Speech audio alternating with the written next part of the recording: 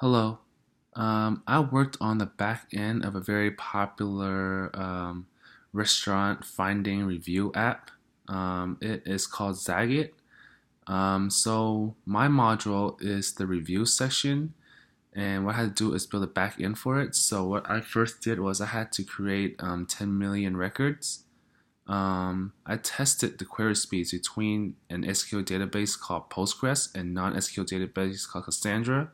So what I did was that I queried 10 times searching by ID and 10 times searching by name. For Postgres, when I search by ID, it turns out to be an average of 6 milliseconds. And when I search by name, it turns out to be an average of 2 milliseconds. As for Cassandra, the results were for ID 10 milliseconds and for name 15 milliseconds.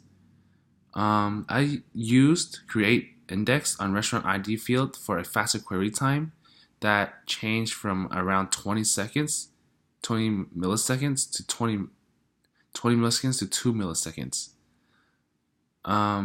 So I decided to use Postgres as my primary database because it is an open source object relational database system. Uh, it combines SQL and other features that safely store and scale complicated data. It can define own data types, build functions, write code from different language without recompiling, handles transactions better than MySQL, and more features of SQL than MySQL. It is an instant candy. Everything works right from install. But the bad is that there is no covering index support and no selecting without punching own databases.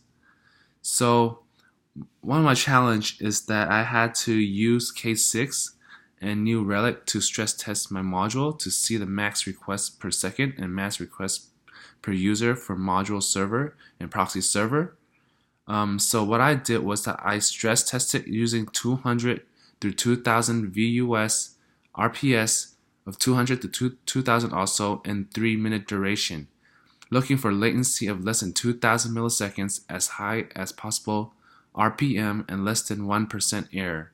And in the end, my result was that my component module turned out to be 500 and for VUS RPS in 3-minute duration and proxy of 208 VUS 208 RPS in 3-minute duration.